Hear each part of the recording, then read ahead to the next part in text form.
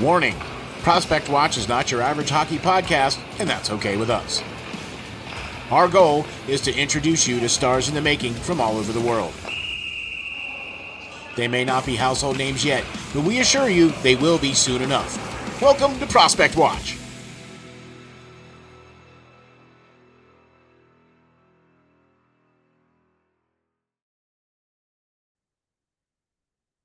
Ladies and gentlemen, welcome to the next episode of Prospect Watch.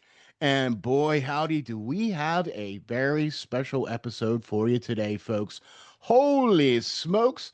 Ladies and gentlemen, please help me welcome the head coach of the Muskegon Lumberjacks, Mr. Colten St. Clair. How you doing, Colten? Hey, Ron, good. Thank you. Happy to be on the show. Thank you very much, Coach, for being on here, man. We really appreciate you taking the time out of your busy schedule. You just got off the ice for practice, right? Yep, correct. All right, here we go. So we're going to get you guys rolling here on what's going on. Hello and welcome to Prospect Watch, a podcast that focuses solely on the promotion of some of the best young talent in the game today from all reaches of the world. I'm your host, Ron Mont, and we're excited to get this show going for you. As I said, we're welcoming the head coach of the Muskegon Lumberjacks in USHL, Coach Colten St. Clair. What do you say we get to some questions? Yeah, I'm all for it. All right. Well, first, before we do that, we have a little section called Getting Familiar. So in case you're not really familiar with who Coach is, let's do that for you, okay? From Gilbert, Arizona, this former USHL prospect playing for Fargo Force, then got to play in 107 games under Coach Hakstol at the University of North Dakota. From there, he moved behind the bench from the University of Maine as an assistant. And then after the 2019 season, he was an associate head coach for the Omaha Lancers for 2 seasons, moving to the Sioux City Musketeers, where he was able to hoist the Clare Cup for the first time as an associate head coach. After a stint with the Minnesota Wilderness, leading the team to a Robertson Cup playoffs, the Muskegon Lumberjacks came a-calling. In 2024, Coach St. Clair was able to lead the team to a Clare Cup in the 24-25 season, first an associate head coach, and then named as the head coach for the 25-26 season. So, thank you very much for joining us, folks. If you like what we do, please hit the like and subscribe. We really appreciate that. Here we go, Coach. You ready? Ready to go. All right, here we go. Gilbert, Arizona. Not exactly known for a hotbed of hockey. What was it that got you so interested in playing hockey? Well, to be honest, it was just kind of something that fell into my lap a little bit.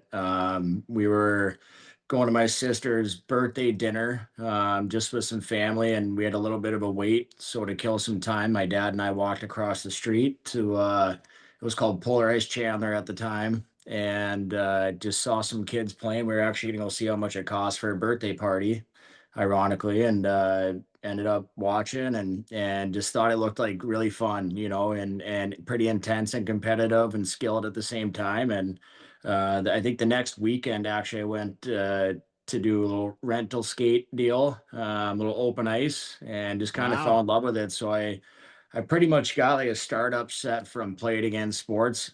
My dad never played hockey, nobody else. So I just had whatever. I think my first stick was a Titan. I think it was 110 flex. We had no idea what the difference was. To be honest, it was just something I loved right away and truthfully invested my life to it. And, I'm happy to be a part of such a great game. Awesome. I mean, you got to play for the Fargo Force. You know what I mean? What was that like? I mean, you're now coaching guys that you were in that position. You know what I mean? Yeah.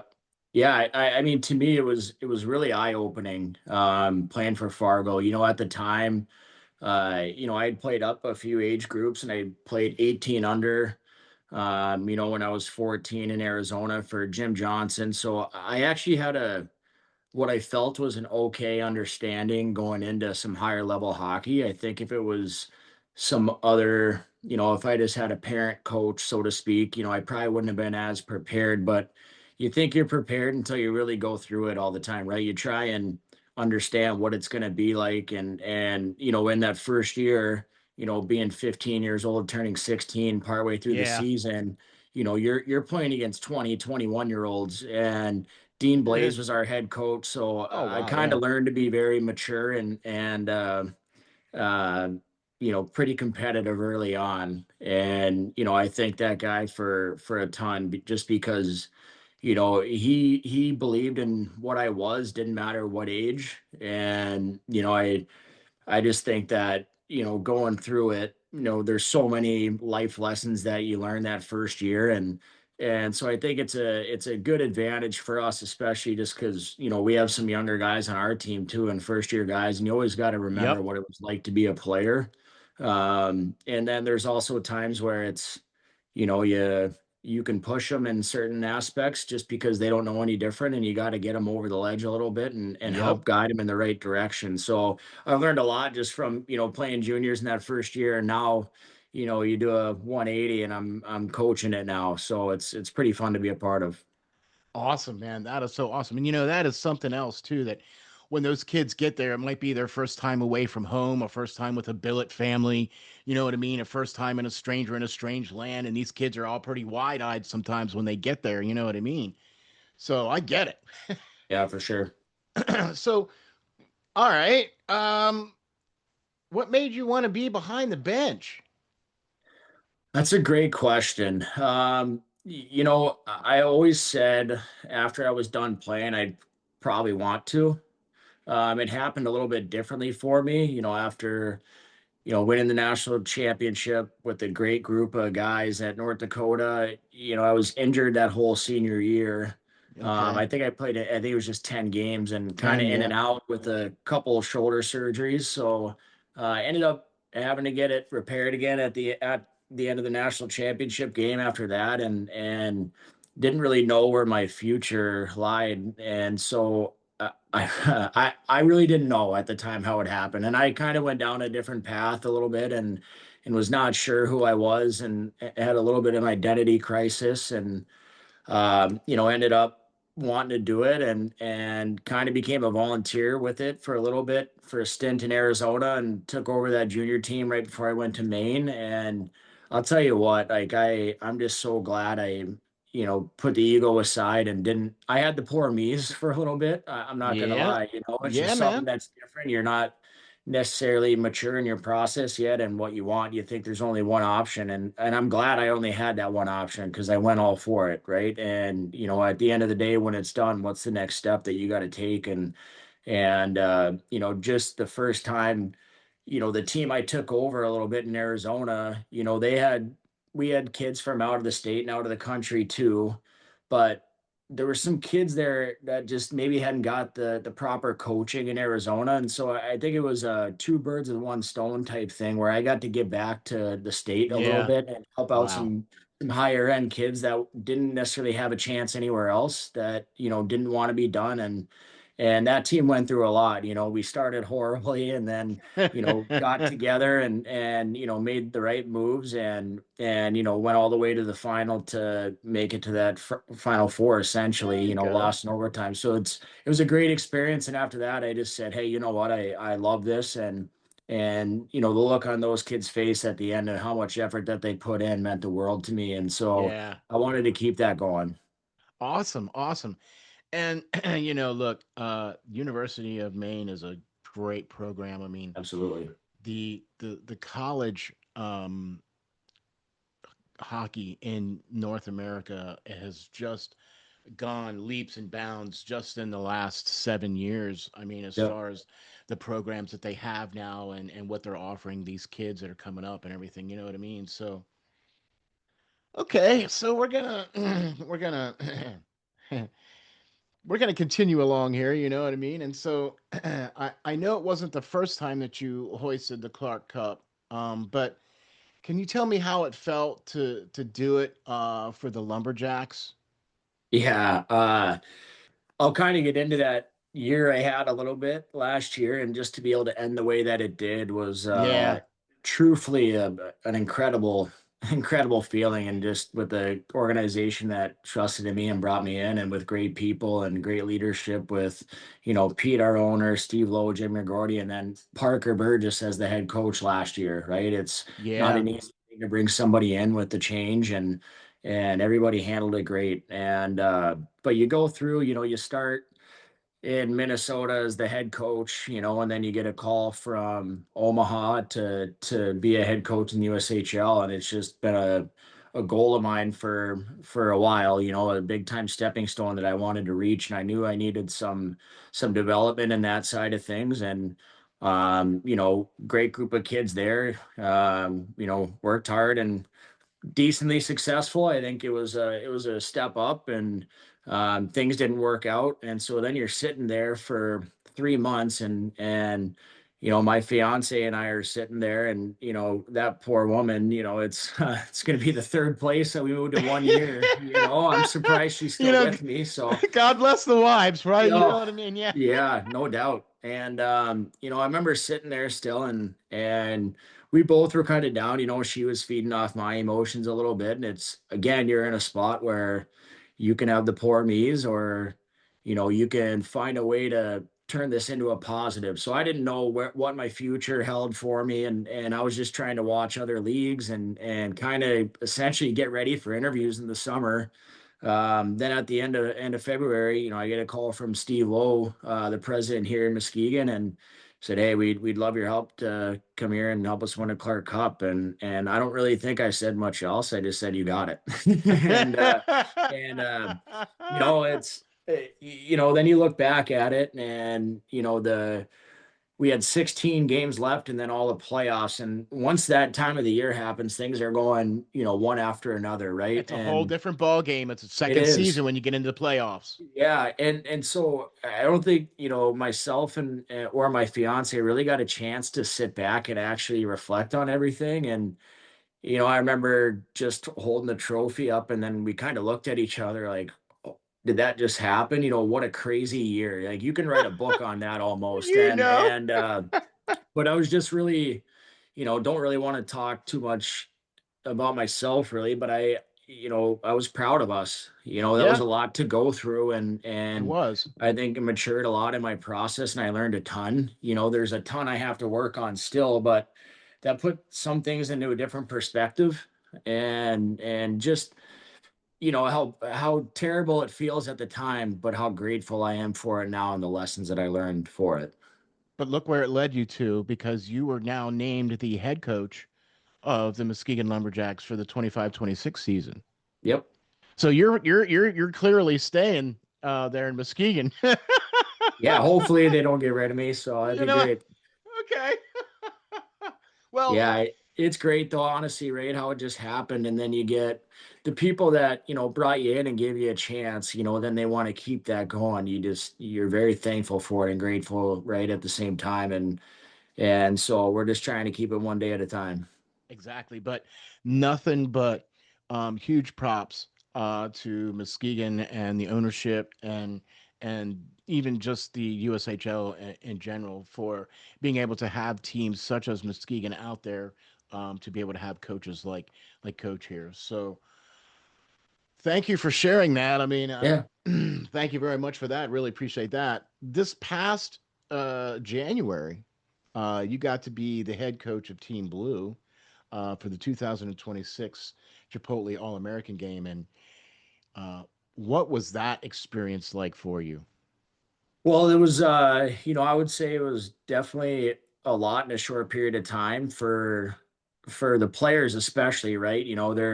There's a lot of stress for them, and it was kind of, when you're sitting there and you're looking back, and whether it's meals that you're having with the group or whatever, you can just really see, how much it means to each kid, Yep. right? And they're there, and some of the nerves that they have at the same time, excitement, and then you get some of the guys that are better under pressure, right, when they get put into a new situation. And it was kind of fun to see, even in 2 days, just each guy get a little bit more, or even throughout the game, right? You got the first period, okay, and then you go back in, you reset, you try and help them out. You're not doing really anything structurally that much. You're just trying to get Right. them to Yeah. compete, and show your skill but work hard at the same time. And because these NHL scouts, for them, you're trying to showcase your talent because Yep. everybody's there for one game. So you're trying to Yep. get it all out of the way.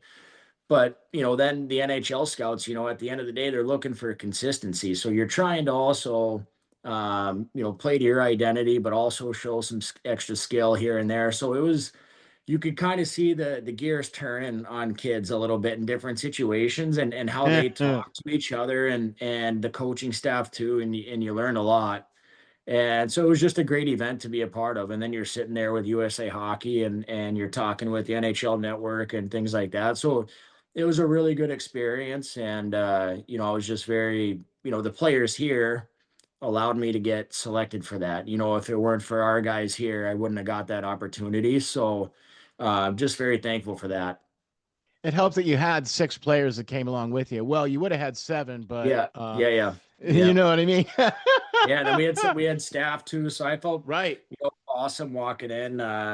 We had Felt like a home game almost, right? yeah, yep, yeah. We had Colin, our equipment manager, Callie, our athletic trainer, and then obviously Pat Maroon was there too, and then the players. So we had a good showing there, and that's something to be proud of with an organization, and just the strain that you go through, but it's great to see them get rewarded too, and so it was fun.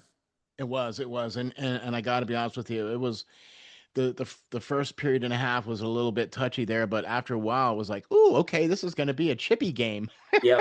Yeah, the guys were competing, that's for sure. It went right? from skill only to then there was about 15 minutes where it ramped up the intensity a little bit. And so everyone got both things out of the way. And then you see the, second half of the game where it kind of settled in and guys were making plays and it looked a little bit Yeah. more not as chaotic, but it was great to be a part of. Oh man, that's awesome. And watching the evolution of the game, watching the evolution of the players, you know what I mean? Just like you say, it's Yep. amazing how you watch the players go from, okay, we're playing in our team and now we're thrust into this situation for a quick 2 days.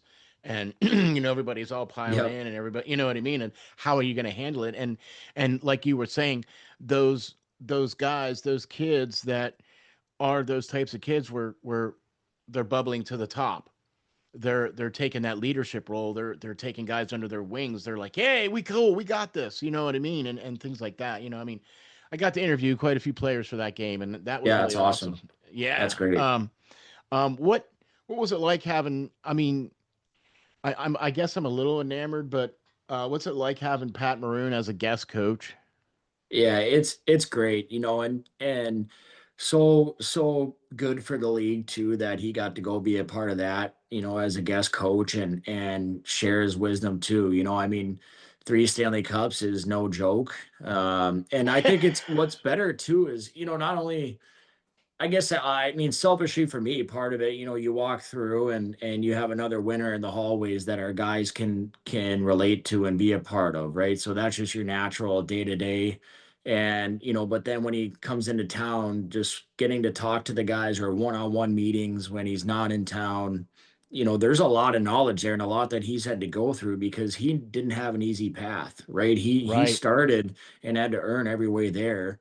Exactly. And so him getting to share that knowledge when maybe a kid at one point is, doesn't have the best weekend and they're all competitors and they want to do really well, whether it's for the organization or whatever it is, they can add some extra stress on themselves. But, just being true and, working and getting out of some of those things is what's really important, right? You remember playing with guys that, went through a lot of junk at the start of their career, wherever that is, whether that was juniors or in college Yeah. for a year and a half, and then they stick with it and they end up being a key player. Or, same thing in general, the people that work through it at the end of the day at times can really they learn so much, and it might not be easy. You might get doubted by others, but you just got to stay with it. And so I think he's a prime example of that, and just having that knowledge and being able to feed our guys with that information is just very powerful.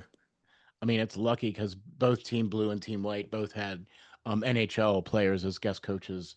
So I Yeah, mean, I actually, what's funny is, and I didn't even know this yet. Sorry to interrupt you there, but no, no, no, go ahead.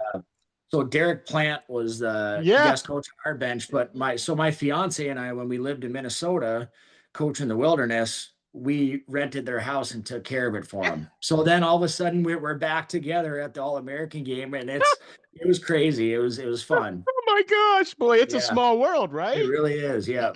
Holy moly. Wow, that's awesome seeing. Yeah. I got to talk to his son, right? Oh my Yep. gosh. Yeah. Great people, really good Oh people. wow. It's awesome. We still keep in touch with them, so it's good. And I That's know awesome. Zam and Max had a good weekend Yeah. last weekend with Duluth, so it was good. Yeah. That's awesome, man. I love it. I love it. So now being in Muskegon, head coach, now you've had you're starting to coach guys now that are, Thomas Maroons, Tynan Lawrence, you know, Carter Amico, Zach Carbonneau is going to be coming up for you. You know what I Yeah. mean? You're starting to get some pretty A level players on this Yeah. team, man. Woo! Yeah. I'm excited for you guys, man, because I'm here to tell you, man. I talked to Zach. Yep. Right. I interviewed him like, oh my gosh, almost a year ago. I interviewed him and Carter Amico, already a draft pick for the Flyers, and Yep. Tynan Lawrence, I think he's probably going to go top 3 this year.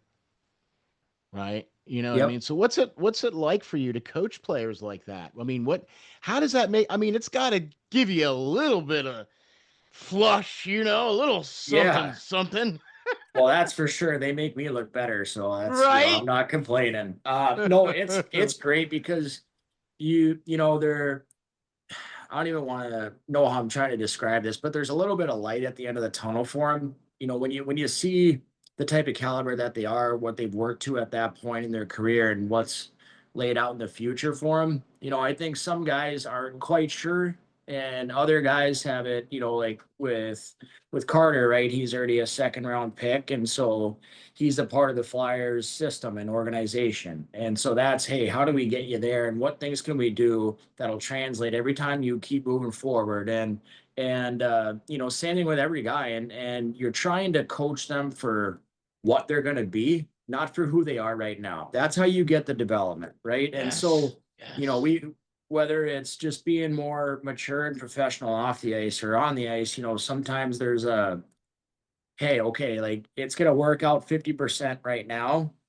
but later in the season or in this game, hey, we got to make this play and keep it moving. And we need positive plays here where you have to do that in the NHL, because sometimes you tip your cap, right? The structure is really good away from it, or Mm-hmm. you just have really intelligent guys. That's why they're in that league and they have good sticks and that. So sometimes, hey, you don't really have a play, but can you turn it into a neutral play at least, to where it's not going the other way on us? We have a chance to get it back, and There you just go. little things like that, Yep. right? Mm-hmm. That's awesome, man. That's awesome. And it's great to see coaches like yourself that have such a passion for this game, that and a passion for these guys, Yep. that you're not just teaching them how to play hockey to get better, to get to the next level, but you're also teaching them how to be a hockey player, how to be a person, how to be a human being. Yep. How, they can see that, hey, you're this, you're that, and they see that, and they see that what the team brings them around, and all the things that you guys do out in the community, and things of that nature. I mean, it's a whole entire village to Sure. bring No a doubt. player to a certain level. You know what I mean? And I love seeing folks like yourself that are that passionate about bringing these guys to that next level. Yeah, I appreciate that. Yeah, exactly. That's why you're on the show, by the way. Appreciate it. Yeah. So currently the Lumberjacks are fourth place in the East. Yep. Fourth. Okay. I mean, look, I hate to do this, but well, It's all it good. is what it is, right? But so what's in store for you to try to close out this season and get you into the dance? Yeah, for us, it's a little bit of a unique situation. You kind of been battling it all year. You're still the defending champ, so you're circled on everyone's calendar. It doesn't matter, Right? right? And Right? we have a great YouTube show that follows our guys around and a little bit in depth, that you get that attention a little bit too. I'm sure other players watch it in the league and other people watch it, and they kind of see what you have at times. Hey, I'm thanks for guilty. tuning in. I watch it Appreciate it. too. Yeah, Yeah. yeah. And so, there's a lot of little factors that go into it. And, at the end of the day, you don't want to put too much on that, but you want to put a lot on being the best version of yourself every day. That's what real, winning is. If you're, uh, I don't even want to say it because I don't want guys like whoever it is. If you're a shutdown centerman, let's just say that, right? And your job the next weekend is to, make sure you're not giving anything up. Maybe you got to have some big penalty kill minutes. Just Right. be the best at what you are and control what you can within that. Because if everybody does that, it's the people that create that culture and the standard, right, with their behavior. So we just try and make sure guys right now too are feeling it a little bit. We've been up and down with injuries all year, and we're finally starting to get our group together. So, the last 10 games or so, we want to make sure that we're just taking it one day at a time. You don't look up like when are we, getting out of this or when do we get in and all this, you just got to control what you can. And it's the hardest thing to do, but the team that does that and stays on that plan the longest usually has some pretty good success. I mean, and it's been proven out for sure that as long as you guys follow that same mantra, you know what I mean, you guys can be that successful, you know what I mean? You Yeah, just have to, close it out and be there, you know what I mean? no doubt. So, okay. With all the changes that are going on at the junior level, that going into this coming season, and with the collective bargaining agreement that's changed with the NHL, and now um, guys that are 19 now are going to be able to play in the AHL and everything like that. How do you think that's going to benefit the players? Well, I think it can go one of two ways, to be honest. I think there's gonna be some harder life lessons out there for some kids, and it's just important, kind of like what I said earlier. It doesn't mean you're done. It doesn't mean Right. that. It just okay, just because your buddy is going wherever and he's a true freshman, doesn't mean you're a failure if you go in the year after. Right. Right? That everyone's got a different path, and I think you're seeing that. I think it is a little bit hard to predict on what's really going to happen, and with the landscape moving forward, just on other leagues and whatnot. But I also think you're going to get some kids at the end of the day that now you can be 19 or whatever. You're going to see a pretty good push out of them. Yeah. Right. So Yeah. Yeah. you're Right. gonna see that. And then if you have a real good development plan, right, with some of these teams that you can start developing them at a young age within your system, but there's also going to be that part where, okay, does he need to stay another year and touch the puck a little bit more before he comes here? Because when you do that, it's always a new setting and you might lose some puck touches and minutes and what happens with young players when they can't be what they are, they lose confidence. Right. And so there again, hopefully I'm not being too um, you know, bland with this No. No. answer. No. No. I just don't think It's there's a just an right opinion. way. Yeah, I Yeah. just don't think I think it's gonna go really good for some, maybe not as good for others. I think it's great though that people can, we're really one of the only sports except I guess baseball where, you get drafted and then, you have some years to develop, Exactly. right? For most guys. So I think it's Yeah. another way for teams to hopefully really hone in on some of that and do some research and help the players the best way possible for your organization, right? I think that'll give people a little bit more leeway to Yep. to bring them in when they're ready at times also. Because Right. then you're looking at college hockey now with major junior guys going there. So you got a little bit older and the talent level got a little bit better also. And that's turning into a heavy, heavy league, right? Like a really, really deep league. Yes. And so, you have that option now too, where you're going to get the combination of the talent and playing against some more mature players for their prospects. And Yep. so, you can go both ways with it. Like I said, hopefully I No. gave you an okay answer, No. No. No. but I love that answer. I was just because you're. I mean, how do you think it's going to improve the USHL? yeah, I don't know. I really don't. I think that there's again, people and teams are going to have to do their homework and do their work on keeping players at the same time. You hope that a player isn't unrealistic and just leaves to leave, Yeah. right? Yeah. But I think that you're going to get some guys again that okay, it doesn't mean you're failing if you have to stay another year, Right. right? It's just it's what you need at that time, and to make yourself better and the best player that you can be, and extend your career, not shorten it, right? And so you're going to get a little bit more of that, I think, just with, major junior guys being able to go play college hockey, or, I just think that you're going to get, some guys that are going to be able to slide into the correct spot at the right time. And you're going to get some kids that are going to want to jump the gun and leave early. And, the commitment's going to change, just Yeah. like it has been at any time. But Yeah. I do think it'll, especially for our league, guys can't go in that are expected to go in. It makes it better. But you obviously want the kid to move on, right? But at the end of the day, you just got to do what's best for them. And so I think there's a little bit more communication with the colleges and the USHL teams. And because at the end of the day, as much as I push these kids, like it's a pure love and a care for them. And, Yep. sometimes you feel guilty, sitting up at night thinking about what you said, as long as it's out of care and the player knows that, at the end of the day, you can solve that issue. But it's just all coming down to that relationship status and how you can help a kid advance to the next level, really. Coach, that's one of the reasons. That's one of the reasons why I wanted to have you on the show, man, because of that attitude that you have, because of that passion that you have for the kids. And that's what we here at Prospect Watch have. We have that passion and that same kind of attitude for the kids. We're all about trying to get the guys to the next level. You know Yep. what I mean? Well, it doesn't matter where, when, or how, right? Prospect Watch interviewed Aiden Park. Aiden Park was out there for his draft year, got Yep. skipped over.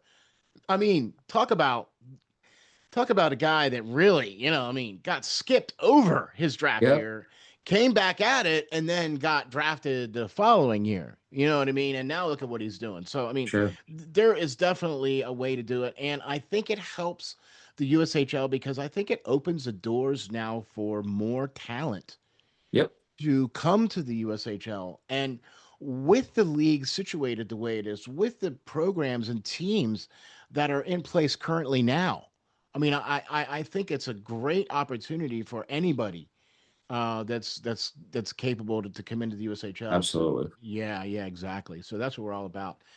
Well, Coach, I got to tell you, man, that's all the questions I got. That's all I got. So thank you so much for Yeah. hopping on here, man. I really appreciate this. And we thank you, folks out there, for hopping on and tuning in and checking us out. We really do appreciate that.